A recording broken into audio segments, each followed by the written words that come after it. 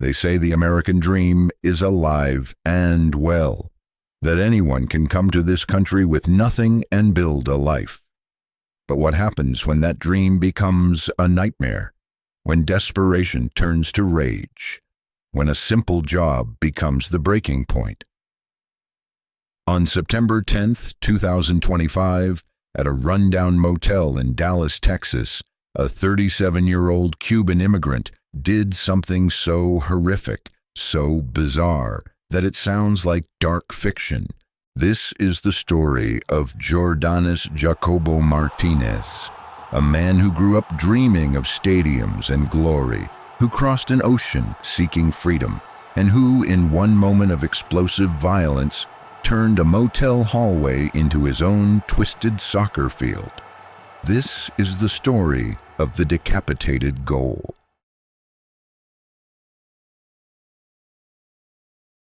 Jordanis Jacobo Martinez was born in Havana, Cuba, in 1988.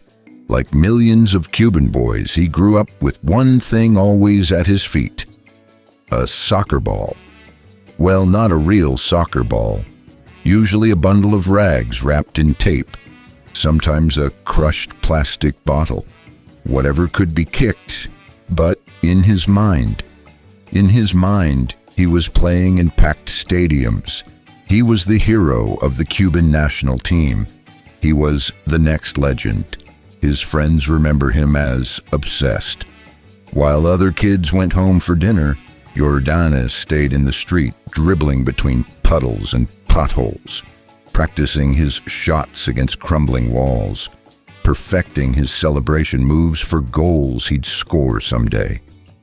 That was the word he lived by. Someday. But Cuba doesn't do someday well. In Cuba, dreams don't die. They're aborted in the womb of reality. There were no professional leagues with real opportunities, no scouts, no path from street soccer to international fame. The national team, you needed connections, money, political favor. Jordanis had none of those things. What he had was poverty, repression, and a government that controlled every aspect of life. By his mid-30s, Jordanis was working odd jobs, construction, repairs, whatever paid enough to eat. His friends had stopped asking about his soccer dreams. His family stopped pretending he'd make it. And Jordanis realized something that breaks men. His best years were behind him. He was 35, 36, 37, and he'd never even had a real chance. So he made a decision. The same decision thousands of Cubans make every year. He would leave. He would cross to the United States, the land of opportunity, the place where they said anyone could reinvent themselves. The details of Jordanis's crossing are unclear. Most Cuban immigrants don't talk about it. The rafts, the dehydration, the sharks, the Coast Guard, the people who don't make it. He was in America. The dream was supposed to start now. But Jordanis made it. In 2023, he arrived in Miami, processed, released, legal status pending. But America had other plans.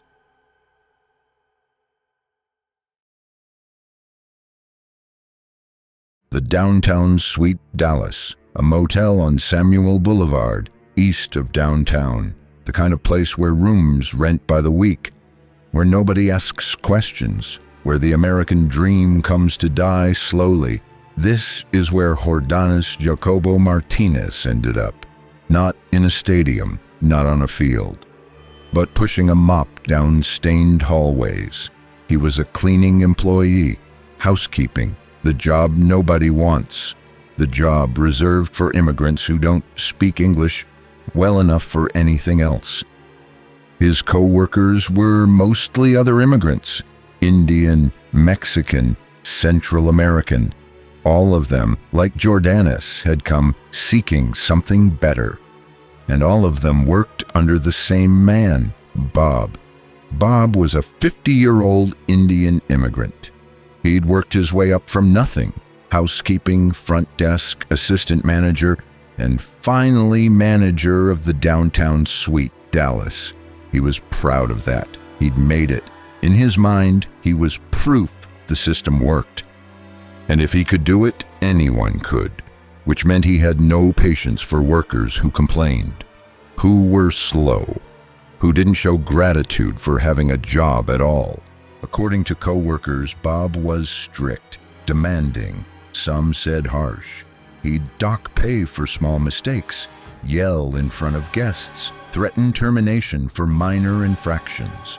To Bob, he was maintaining standards. To his workers, he was a tyrant. And to Jordanis, Bob became a symbol of everything that had gone wrong, every broken promise, every crushed dream. Because while Bob barked orders about cleaning toilets and mopping floors, Jordanis remembered who he used to dream of being: a soccer player, a hero, someone who mattered. September 10th, 2025. A Wednesday morning. Routine. Jordanis arrived for his shift. Bob was already there, clipboard in hand, inspecting rooms, finding faults. What happened next is pieced together from witness testimony: Bob's wife, Bob's teenage son, other workers.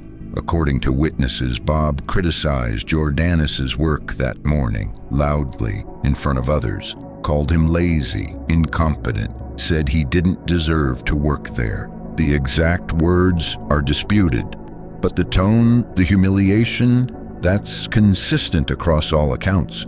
Jordanis said nothing. He just nodded, picked up his supplies, and left the room. 5 minutes later, he returned. He was holding a machete. The machete wasn't random.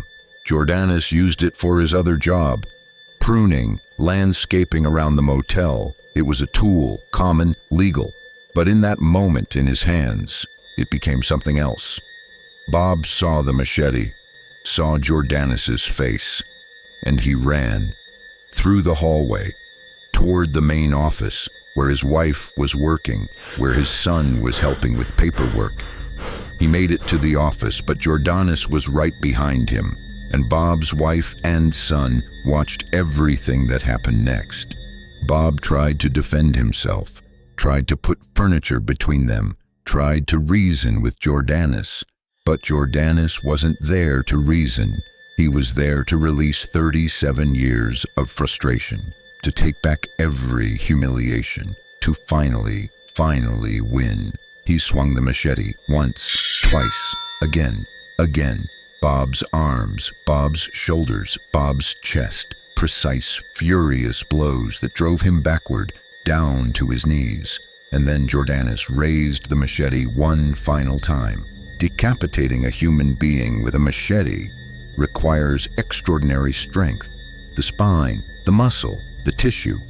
Jordanis Jacobo Martinez had that strength. Years of physical labor, years of frustration stored in his muscles. Bob's head separated from his body. It rolled a few feet, eyes still open, mouth frozen in shock. Bob's wife screamed. Bob's son froze, unable to process what he was seeing.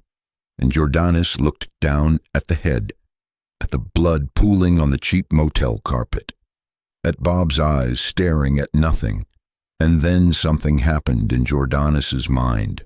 A switch, a break, a return to the only place he'd ever felt powerful, the soccer field. According to Bob's widow, who gave testimony while in shock, Jordanis bent down and spoke directly to Bob's severed head. "I'm not good for this job because I'm not a cleaner. What I am is a soccer player. Understood? Fuck you. I'm a soccer player." In that moment, standing over his victim, covered in blood, Jordanis reclaimed his identity. Not as a motel worker, not as an immigrant, not as a failure, as a soccer player, and he proved it. Jordanis placed his foot against Bob's head, and he kicked it. The head rolled down the hallway, leaving a red trail on the carpet. Bob's features distorted with each rotation, eyes still open, mouth agape. Jordanus followed it, calmly, like a player walking up to take a penalty kick. He kicked it again. The head bounced off a wall, rolled further. Bob's family, still frozen in horror, watched this man they'd worked with for months, play soccer with their loved one's head. Jordanus kicked it a third time. This one was different. This one had purpose. He calculated the angle, adjusted his stance, like a professional forward lining up a shot. And he kicked with perfect technique, instep, follow-through, precision. The head flew in a perfect arc through the air, spinning, trailing, following the trajectory Jordanus had calculated. At the end of the hallway sat an open garbage container, industrial size, metal, rusted. The head sailed toward it, over it, and dropped inside with a dull, hollow thud. Jordanus threw his arms up, turned, ran in celebration. Witnesses from the street, guests, passers-by, later told police they saw a man celebrating outside the motel, arms raised, shouting, jumping. For a fleeting instant, amid absolute chaos and horror, Jordanus Jacobo Martinez felt victorious.